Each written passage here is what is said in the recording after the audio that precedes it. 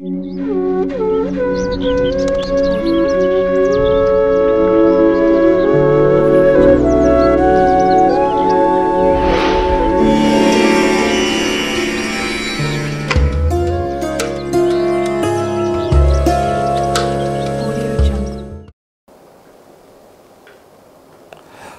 రాశి వారికి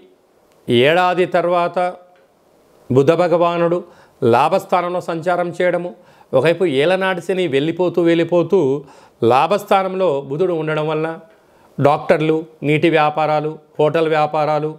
అలాగే ఔషధ క్రయ విక్రయాలు, సాఫ్ట్వేర్ హార్డ్వేర్ రంగాల్లో, రాజకీయాల్లో ఉండబడిన వారికి ఇది చాలా మంచి కాలము అని చెప్పి కూడా గమనించాలి. కనుక మీ యొక్క సత్ప్రవర్తన, మీ యొక్క హార్డ్ వర్క్ చేత స్థిర చరాస్తులు కొనుగోళ్లు, క్రయ విక్రయాలు, బంగారు ఆభరణాలు, నూతన వస్త్రాలు,